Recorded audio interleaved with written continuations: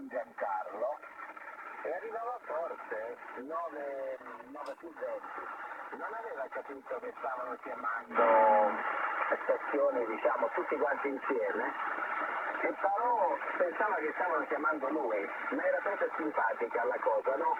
Che faceva io due BDH, invece no, quelli stavano parlando con qualcuno che praticamente si vede che stava fuori, che è apparso sul pizziere e si sono buttati tutti qua.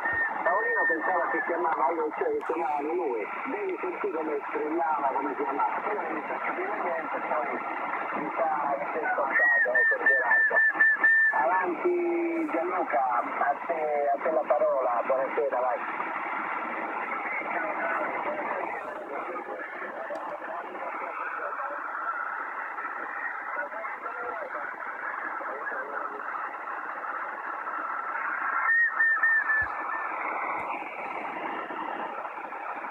Hai capito Nico? Hai fatto un danno a te, nello stesso tempo hai fatto un bene, perché per come è fatto Paolino qui è peggio della rapa, ma neanche se lo lavi con l'acido, la cambia, capito?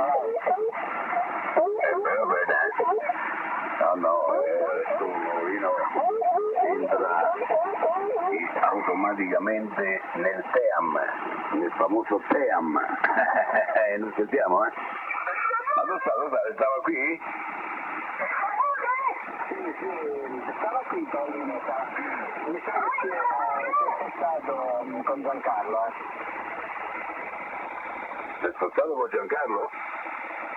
Sì, mi sa che si è spostato un po' più in basso, ma non sto sicuro però, perché poi sono andato a cena e sentivo che strillava come un gallinaccio, capito Nicola, vai?